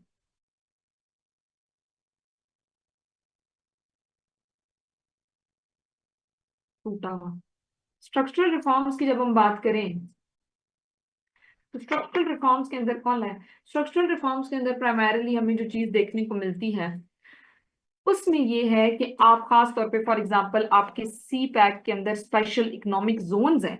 उन स्पेशल इकोनॉमिक जोन्स को आप देखें, उनसे आप कैसे पैसा कमा सकते हैं। आपकी करप्शन के जरिए जो पैसा खा रहे हैं, उन करप्ट प्रैक्टिसेस को कंट्रोल करने की कोशिश करें। आपकी जो एससीओज है ना बेटा, इकोनॉमी में आप पढ़ेंगे स्टेट ओन एंटरप्राइजेस। मिसाल के तौर पे पीआईओ, आप पीआईओ, पीआईए जो है वो आपकी स्टेट ओन एंटरप्राइज थी।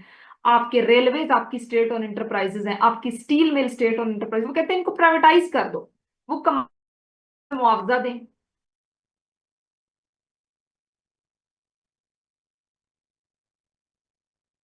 अब यहाँ ये IMF के सैप्स, स्ट्रक्चरल एडजस्टमेंट पॉलिसी, इंशाल्लाह आप पढ़ेंगे। कहता है कि भाई आप सब्सिडी कम करो तो इसका सबसे ज्यादा इफेक्ट औरत के ऊपर होता है। खैर वो एक डिफरेंट डिबेट है। अब क्राइसिस को मैनेज करने के लिए शॉर्ट टर्म हमारे पास क्या है, लॉन्ग टर्म क्या है, या हमारी आईएमएफ के ऊपर क्रिटिक क्या है, हम उसके हवाले से बात कर लेते हैं कि हम इस साइकिल को कैसे ब्रेक कर सकते हैं, या हम क्राइसिस को मैनेज कैसे कर सकते हैं। और बुनियादी तौर पे ये जो आईएमएफ की पॉलिसीज हैं ये क्या हैं, कैसे हैं, we have to look into it. अब जो शॉर्ट टर्म मेजर्स है ना बेटे, आईएमएफ के तरफ से हम जाने के बजाय, शॉर्ट टर्म मेजर्स में पाकिस्तान को सबसे पहले तो इमीडिएट क्राइसिस को डील करना है। जो आपका लोन रोल ओवर है ना, आप लोगों ने अगर फॉर एग्जांपल मेरी जॉन की सिम है, तो मैं सुपर कार्ड करती हूँ ना, तो वो कहता है कि जो अब आपके पिछले मिनट्स थे ना वो रोल ओवर हमने इसमें ऐड, यानी कि कर्जा आ रहा है और उसमें पिछला ऐड हो रहा है। यानी कि आप नया कर्जा ना लें उन ममालिक से जिनसे आपने ऑलरेडी लिया हुआ है। अल्टीमेटली कहीं ऐसा ना हो कि मुल्क बेच के आपको वो कर्जा उतारना पड़े। इसलिए आप अपनी इकोनॉमिक डेवलपमेंट के लिए अंदर प्लानिंग करें, तो उन ममालिक से कर्जा लेने के बजाय आप ये करें कि आप उनके साथ कोई प्रोग्राम्स, एक्सचेंज प्रोग्राम्स के ऊपर चले जाएं। दूसरा, जो आईएमएफ की फेवरेबल कंडीशंस हैं उनको ऊपर काम करें। इंटरेस्ट रेट कम करें, रिफॉर्म्स लेकर आए जो वो कह रहे हैं। लॉन्ग टर्म में फिर बेटा जब हमने करना है, तो मैंने आपको बताया था लॉन्ग टर्म के अंदर फिर हमने एक काम करना है कि आप स्ट्रक्चरल रिफॉर्म्स लेकर आए। स्ट्रक्चरल रिफॉर्म्स के अंदर क्या है कि भाई आप अब अपने इदारों के अंदर देखें, फॉर एग्जांपल एनर्जी सेक्टर है, तो एनर्जी सेक्टर के अंदर मैंने आपको बताया था आईपीपीज हैं, वहां पे आप देखें कि आप उसको किस तरीके से प्राइवेटाइज कर सकते हैं। आप वहां पर रीन्यूएबल एनर्जी पे शिफ्ट हो जाएं, डाइवर्सिफिकेशन करें, ट्रेड बढ़ाएं। जो मैंने आपको रिकमेंडेशंस दिए ये आपको मिल जाएंगी। स्ट्रैटेजिक एग्जिट प्लान कैसे निकलें जी इसमें से? हम निकल सकते हैं, लेकिन निकलने के लिए हमें मिसाल के तौर पे ब्राजील से एग्जांपल लीजिए, लर्निंग फ्रॉम ब्राजील। ब्राजील की जिंदगी से मिसाल लीजिए। पाकिस्तान ब्राजील की एग्जांपल ले सकता है, जो सक्सेसफुली आईएमएफ के प्रोग्राम से निकल गया रिफॉर्म्स के जरिए और इन्वेस्टमेंट स्ट्रेटजी के जरिए। अब जो पाकिस्तान के लिए रोड मैप है ना, एक प्रपोजल है जो जो आप लोगों ने देना है, जो प्रपोजल है 6 से 10 साल का। पहले आप 1 से 3 साल तक जो आईएमएफ प्रोग्राम है उसको फुल इंप्लीमेंट करें।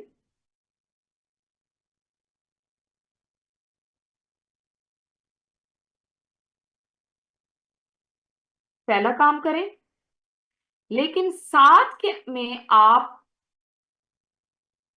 विद, ये प्रोग्राम है, ठीक है, प्रोग्राम है with structural ground work. Structural ground work क्या है? मिसाल के तौर पे आपके इदारे जो दिवालिया हो रहे हैं उनको प्राइवेटाइज कर दें, आप टैक्सेशन, टैक्स नेट को बढ़ाएं। अब पहले 3 साल आपने ये किया, अब आपने अगले 2 साल, 4 से 6 जो साल है उसके अंदर आपने क्या करना है? उसमें आपने रिफॉर्म्स लेकर आनी है, रिफॉर्म्स को बढ़ाना है, ग्रोथ फ्रेंडली पॉलिसीज लेकर आए, यहां पे अपने लोकल बिजनेस को बढ़ाएं। और फिर जो आपका 7 से 10 साल है, इसमें आप अपनी एक्सपोर्ट को बढ़ाएं, आप अपनी लोकल रिसोर्सेज को इस्तेमाल करें। फॉर एग्जांपल, आपके पास यहाँ पे थर में बहुत सारा कोयला मौजूद है, आपके पास रिकोडेक है, उनको आप करें, इस्तेमाल करें, और फिर बाहर से आप चुंगल से निकल जाएं।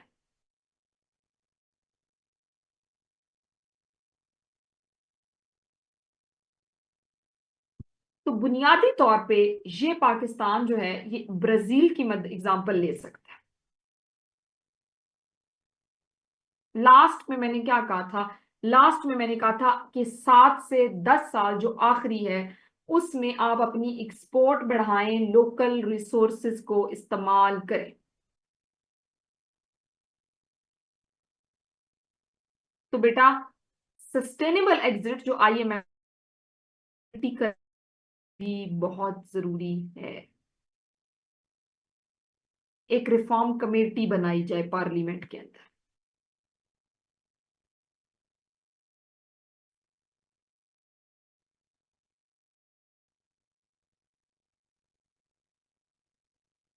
आपके सियासतदानों को ये करना होगा, शफाफियत के अमल को इंश्योर कराएं, ट्रांसपेरेंसी बढ़ाएं,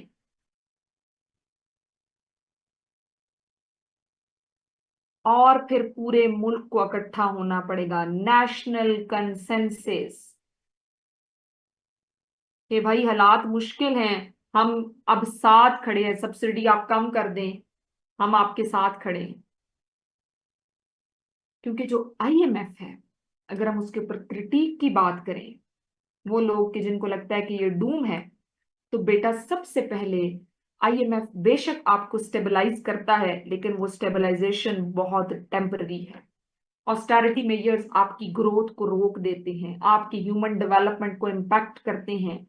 आपका आईएमएफ एक ही फार्मूला आपको भी देता है, युगांडा को भी देता है, ब्राजील को भी देता है, जापान को भी देता है। तो वन शू फिट फार्मूला नहीं हो सकता। हमें इस डोर सिंड्रोम को खत्म करना है, जो साइकिल ऑफ डिपेंडेंसी है कि बार बार आप उस दरवाजे को खटखटाएंगे और आप वहां से खैरात लेंगे, इसको हमने खत्म करना है। पाकिस्तान जब तक पाकिस्तान डेवलपमेंट नहीं हासिल कर सकता। तो पाकिस्तान जब आईएमएफ की तरफ जाता है तो ये सिर्फ फेलियर नहीं है, बल्कि ये इसको एक जागना पड़ेगा कि इसे सस्टेनेबल रिफॉर्म्स लेकर आने हैं। इस साइकिल को खत्म करने के लिए पाकिस्तान को रिफॉर्म्स एजेंडा लाना है, हेड ऑन बोल्ड स्टेप्स लेने हैं, स्ट्रक्चरल रिफॉर्म्स करने हैं, ताकि ये डेट से वो निकल सके, इस चुंगल से बाहर आ सके। Political stability is the pre requisite for economic stability and national security. So definitely that is really very important. जब तक आप वो नहीं करेंगे तब तक कुछ नहीं हो सकता। अच्छा जी, मैं आपको क्विकली बता अस्सलाम देती वालेकुम मैम। हूँ जी। अस्सलाम मैम, मैंने पूछना था, जो अभी तो हम लोग आईएमएफ से लोन लेते रहते हैं, फिर उसको हम वापस करते हैं, फिर दोबारा ले लेते हैं, फिर वो फिर दे देता है हमें, इस तरह से हम पिछला देते भी हैं कि नहीं इस तरह? नहीं, हमारा मोल्ड अप हो रहा है ना, वो कर्जा ऐड रोल ओवर आ रहा है ना। हाँ, हमारे पास है अच्छा क्या देने को। अच्छा, हम देते नहीं हैं, वो ले लेते हैं, फिर ले पिछला लेते भी हैं कि डबल होता है बुनियादी पूरा। तौर पे। अब मैं आगे, अब पहले मैं बैलेंस ऑफ पेमेंट बता दूं, फिर मैं एक्सटेंडेड फंड फैसिलिटी बताती हूँ। पेमेंट जो है, जिसको आप कहते हैं BOP, ये एक स्टैटिस्टिकल रिकॉर्ड है। आप कहें कि एक रिकॉर्ड जो आप मेंटेन करते हैं ना, ये वो रिकॉर्ड है कि जितनी भी इकोनॉमिक ट्रांजैक्शन जो लेन देन होती है ना, इस मुल्क के, किसी भी मुल्क के, फॉर एग्जांपल पाकिस्तान के शहरियों बाशिंदों की बाकी दुनिया के साथ एक खास टाइम पीरियड के ऊपर, इसको हम बैलेंस ऑफ पेमेंट कहते हैं। कि जो inflow and outflow of money है related to good, services, assets, investment, इसको हम बैलेंस ऑफ पेमेंट कहते हैं। इसके 3 मेन कंपोनेंट होते हैं। आपका current account deficit, for example current account, आपका कैपिटल अकाउंट,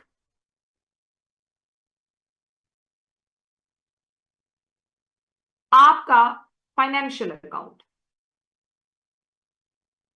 इन तीनों को जब आप मिलाते हैं तो आप बैलेंस ऑफ पेमेंट बनाते हैं। मिसाल के तौर पे अब आप देखिए कि जो आपका करंट अकाउंट है, इसके अंदर आपकी इंपोर्ट और एक्सपोर्ट, जिसको आप ट्रेड कहते हैं, आपकी जो रेमिटेंस आती है, जो पैसे ट्रांसफर होते हैं, फॉर एग्जांपल किसी कोई रिश्तेदार यूएस में रहता है, वो जो ट्रांसफर्स हैं वो भी इसके अंदर शामिल है। फिर आपका कैपिटल अकाउंट, कि भाई जो आपको ग्रांट्स मिलती हैं, मिसाल के तौर पे आपको यूएसए ने दी, आपको अभी यूएई ने दी, जो भी आपके ट्रांसफर ऑफ एसेट्स होते हैं, जिसको आप कहते हैं ग्रांट्स। और फाइनेंशियल अकाउंट के अंदर ये होता है कि जो ट्रांजैक्शन आपकी, for example foreign direct investment आई, इन तमाम को जब आप मिलाते हैं तो इसको हम कहते हैं बैलेंस ऑफ पेमेंट।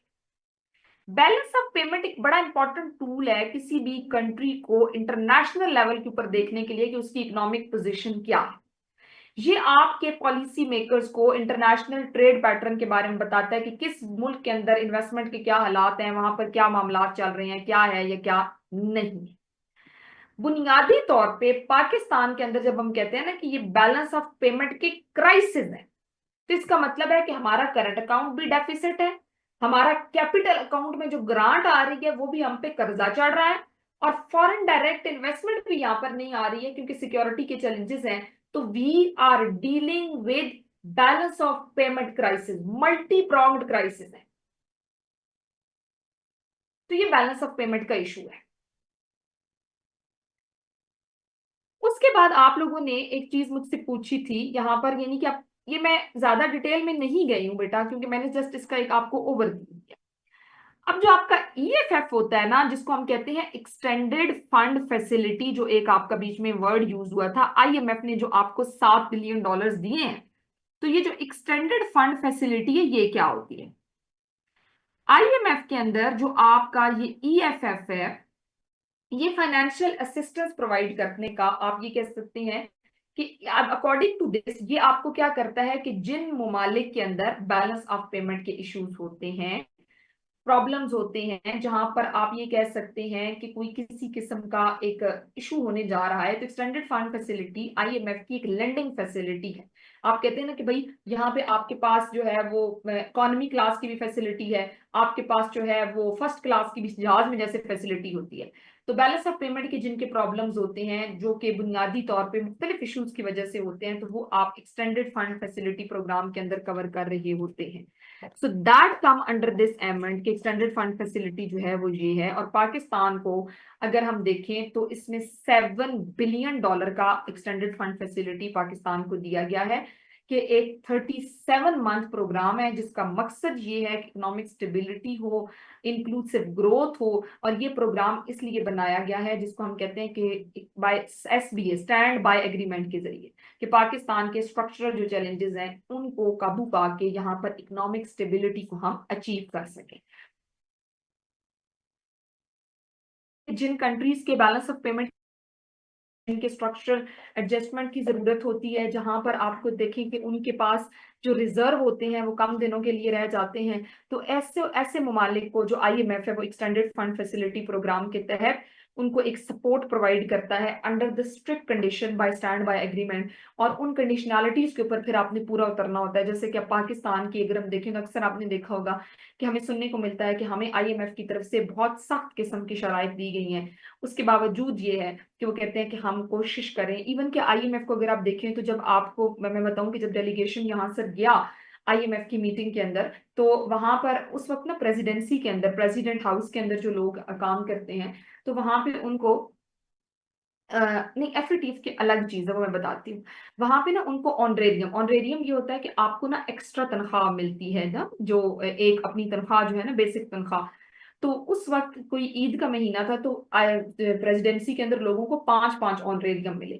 तो उसके ऊपर भी IMF ने एतराज उठाया कि यहाँ पे आप कह रहे हैं कि भाई हम पैसे मांगने हैं, हम दिवाली होने जा रहे हैं, तो ये क्या खाता है। IMF कहता है कि आप तनख्वाहें मत बढ़ाएं तनख्वाहदार तबके की, ये बहुत स्ट्रिंजेंट मेजर्स हैं। FATF बेटा आपकी एक फाइनेंशियल एक्शन टास्क फोर्स है जो बुनियादी तौर पर इसलिए बनाई गई है। तो फिर उसको ना लोन्स नहीं देते ना, फिर आप देखेंगे फिर उसको बार बार जाना पड़ता है। फिर वो कहते हैं कि भाई आपने डिसरिगार्ड किया है तो उसलिए फिर आपको लोन्स नहीं मिलते, और लोन्स आपको चाहिए होते हैं। अगर आपको लोन ना मिले तो आप दिवालिया हो जाते हैं। खैर, यहाँ पर जो फाइनेंशियल एक्शन टास्क फोर्स है, तो उसका मतलब ये होता है बेटा कि आपकी FATF के अंदर बुनियादी तौर पर जो चीज आती है वो ये है कि प्राइमरीली आपका वो एक ऐसा इंस्टीट्यूशन है जो देखता है कि कौन से ममालिक हैं कि जो जहाँ पे मनी लॉन्ड्रिंग हो रही है या टेरर फाइनेंसिंग हो रही है, तो वो आपका एक इंडिपेंडेंट इंस्टीट्यूशन है। उसको आप जिनकी क्रिमिनोलॉजी है वो देखेंगे। अभी FATF हमारे लिए इतना रेलेवेंट नहीं है, Pakistan is out from the grey list of FATF, तो हमें उसको इतनी पढ़ने की जरूरत नहीं है। तो ये हमने नहीं, एक्सप्लॉइट तो नहीं करता, हम इसको एक्सप्लॉइटेशन तो नहीं कह सकते। एक एंगल से एक्सप्लॉइटेशन ये हो सकती है कि ये पॉलिसी सबके लिए जो एक पॉलिसी बना देते हैं, तो वन शू फिट फार्मूला हम सबको नहीं दे सकते। जाहिर बात है, एक चीज किसी के लिए अगर ठीक हो तो हो सकता है वो दूसरे के लिए ठीक ना हो। तो लिहाजा हमें इस चीज को, चार्जर ले जल्दी से, तो हमें इस चीज को यहाँ पर क्या करना है कि कंसिडर करना है प्राइमरीली कि अभी पाकिस्तान जो है, पाकिस्तान प्राइमरीली उसकी जो सॉवरेनिटी है वो अंडरमाइन हो जाती है जब आप उसकी पॉलिसी मेकिंग प्रोसेस के साथ जगलिंग करते हैं। जब आप उसको कहते हैं, जाहिर बात है जो ये अब उसकी इंटरनल, ये तो बहुत स्लो है नहीं सैमसंग अच्छा, तो इंटरनल सॉवरेनिटी जो है ना वो उसकी अंडरमाइन हो जाती है। So that is the point कि जिसको हमने यहाँ पे कंसिडर करना है। तो अगर आपका इस किस्म का 26 amendment is negative as well as positive. 26 amendment is out of question now. बहुत तैयार करवाई है मैंने पिछले साल बच्चों को टेस्ट सीरीज के अंदर भी, क्योंकि अभी आई वाज एक्सपेक्टिंग कि शायद आ जाए, लेकिन वो मैम आपके ऐसे में ऐड करे थे डेमोक्रेसी वाले ऐसे में, तो उसमें आउटरीच जुडिशरी, तो उसके हवाले से पूछ रही थी। अच्छा हाँ, तो अगर ऐसे के लिए भी अगर आप उसे कर रहे हैं तो basically 26 amendment is positive as well as negative. अगर हम देखें तो बहुत सारे की इंस्टीट्यूशंस की तरफ से हमें ये देखने को मिला है कि उसके अंदर अगर हम प्राइमरीली देखें तो अप टू सम एक्सटेंट तो वो it's about the cutting the wings of judiciary.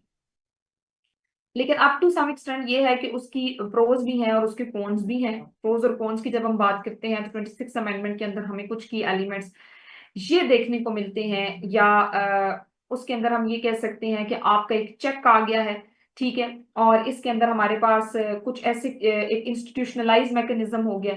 But still इसके अंदर इसमें जुडिशरी की तरफ से एक बहुत बड़ा जो हमें स्ट्राइक देखने को मिलता है कि देयर ऑफ व्यू कि बुनियादी तौर पे हमारे पास जो जुडिशरी की पावर्स उनको कर्टेल करने की कोशिश की गई है। सही है, तो ये चीज जो है ये कुछ हद तक प्रॉब्लमेटिक हो जाती है, बट अभी it was a recent thing, democracy के कॉन्टेक्स्ट में अगर आप उसको कर रही हैं तो ठीक है, उसका एक एंगल आप कर लें। मैम आपने जरूरी कहा कि क्रिटिकल एनालिसिस में आप पॉजिटिव साइड्स भी बताएं, नेगेटिव भी बताएं। नेगेटिव दोनों मैम बताएं। ऐसा नहीं होगा कि हमें एक चीज का मतलब फिर इस तरह तो हमारा अपना पॉइंट तो नहीं रहेगा। नहीं नहीं, आपका अपना पॉइंट भी आएगा, वो तो आ जाएगा ना, वो तो डेफिनेटली फिर आप उसमें एक साइड आप लेते हैं। तो खैर, अब जिस तरह 26 कॉन्स्टिट्यूशनल अमेंडमेंट की एग्जांपल से अगर मैं बताऊं, तो भाई एक बड़ा पॉलिटिकल ड्रामा चलता है और उसके बाद आपने देखा कि 26 कॉन्स्टिट्यूशनल अमेंडमेंट जो है वो 2024 में आई और उसको फिर प्रेसिडेंट असेंट भी मिल गया एंड अल्टीमेटली अप्रूव हो जाती है। तो अब 26 कॉन्स्टिट्यूशनल अमेंडमेंट के अंदर ना जो मेन आपके आर्टिकल्स थे या जो मेन चीज थी, उसमें सबसे पहली बात तो ये की गई थी कि एक एस्टैब्लिशमेंट होगी कॉन्स्टिट्यूशनल बेंच की। सुप्रीम कोर्ट में आपने एक बेंच बनाना है कि जो क्या करेगा, ये बेंच उन केसेस को चुनेगा कि जो बुनियादी तौर पे जिनके अंदर चैलेंजेस टू एग्जेक्टिव और लेजिस्लेटिव है।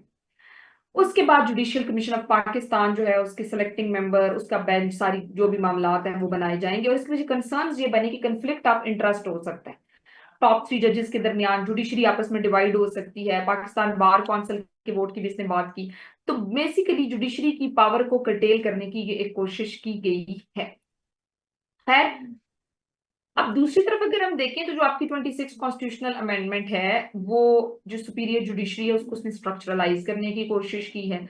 उसने इंस्टीट्यूशंस के दरमियान एक सेपरेशन ऑफ पावर के कंसेप्ट को अचीव करवाने की कोशिश की है। तो यहाँ पर हमने ये करना है कि बुनियादी तौर पे ये जो कंट्रोवर्सीज हैं या जो की एलिमेंट्स हैं, इनको आपने देखना है कि किस हद तक ये ठीक है, किस हद तक गलत है, और फिर अल्टीमेटली आप एक साइड लेते हैं। ठीक है, जब आप साइड लेते हैं तो उसमें आप ये कह सकते हैं कि भाई इन पॉइंट्स के ऊपर आप जो हैं वो कंसर्निंग है और ये पॉइंट्स ठीक नहीं है। तो यहां से फिर आपका जो है ना उस क्रिटिकल एनालिसिस के अंदर कोई एक प्रॉन्ग हो जाती है, कोई एक साइड होती है कि जिसको आपने देखना होता है या लेना होता है। ठीक है, सो खैर, that's a separate thing, that's a separate story. तो ये जी बेटा, आज हमने ब्रेटन वुड और इसको हमने देख लिया कि भाई क्या किस तरीके से काम हो रहा है। अगर कोई आपका आईएमएफ के हवाले से सवाल आ जाता है तो आई होप कि आप इसको कवर कर लेंगे, आप इसके अंदर कुछ की एलिमेंट्स जो हैं उनको देख लेंगे। तो बाकी अगर 26 कॉन्स्टिट्यूशनल अमेंडमेंट आपने पढ़नी हो ना तो उसकी कोई शॉर्ट वीडियो देख लीजिएगा, इतनी वो ज्यादा इंपॉर्टेंट नहीं है। सुओ मोनोटिस की पावर की बात की गई है, सुप्रीम जुडिशियल काउंसिल की बात की गई है, एम्पावर करते हैं प्राइम मिनिस्टर को कि वो नेक्स्ट जो आपका चीफ जस्टिस ऑफ पाकिस्तान है उसको टॉप 3 सुपीरियर जजेस में से लेकर आ जाए। तो ये अमेंडमेंट जो है इसके ऊपर फिर अल्टीमेटली आपको एक ओवरलुक देख लीजिएगा, ज्यादा डिटेल में जाने की जरूरत नहीं है। एग्जाम में कंट्रोवर्सीज जो है वो नहीं पूछी जाती। और furthermore, that's all. Dawn का कोई एक एडिटोरियल भी अगर आप पढ़ लेना तो वो काफी हो जाता है। अच्छा जी, so that's all for today. Ma'am फिर तो बलूचिस्तान इशू भी कंट्रोवर्शियल है, उसे भी प्रिपेयर ना करें एग्जामिनेशन पॉइंट ऑफ व्यू के हवाले से। बलूचिस्तान इशू जो है ना वो फेडरेशन के कॉन्टेक्स्ट में आता है। उसमें आपकी बुनियादी तौर पे नेशनल इंटीग्रेशन का सब्जेक्ट है। तो इसलिए जेनेरिकली स्टेट के अंदर जो नॉन स्टेट एक्टर्स हैं या फिर आपके स्टेट इंस्टीट्यूशन की जो सिक्योरिटी की बात है, तो इसलिए बलूचिस्तान को तो आप प्रिपेयर करेंगे। मिलिटेंसी के हवाले से जो बात है तो इसके अंदर आप उस चीज को लेके चलेंगे। ठीक है, क्योंकि उसके अंदर हमारे पास क्रॉस बॉर्डर टेररिज्म की बात है, post Afghan Taliban take over की बात। ठीक है, चलो लेकिन जी, मैम जो ग्राउंड सिचुएशन है यहाँ बलूचिस्तान में, वो तो टोटली उसमें नजर आता है कि भाई यहाँ पे एक ह्यूमन राइट वायलेशन और इस तरह की इश्यूज देखी जा रही हैं। हाँ, ह्यूमन तो राइट मैम ये वायलेशन तो चीजें, सब जी है तो ना, मैम वो फिर तो इस तरह की चीजें हम डिस्कस कर सकते हैं। डेफिनेटली कर सकते हैं ना कि आपकी जो टेरर ग्रुप्स हैं वो किस तरीके से ह्यूमन राइट वायलेशन कर रही हैं और वहां पर क्या हो रहा है। ठीक है। No ma'am, terror ma'am groups के हवाले से नहीं। अब जैसे यहाँ पे मिसिंग पर्सन का इशू है तो वो वाकई वो तो जेन्युइन आपसे वो इशू है। तो क्वेश्चन नहीं पूछेगा ना। हाँ, आप कह सकते हैं कि स्पेसिफिकली अगर हम प्रॉब्लम्स ऑफ द बलूचिस्तान की बात करते हैं तो ओके, मिसिंग पर्सन का भी मसला है, लेकिन हम उसको नरेटिव, पीपल नरेटिव के अकॉर्डिंगली नहीं करेंगे, स्टेट नरेटिव के अकॉर्डिंगली करेंगे। ठीक है।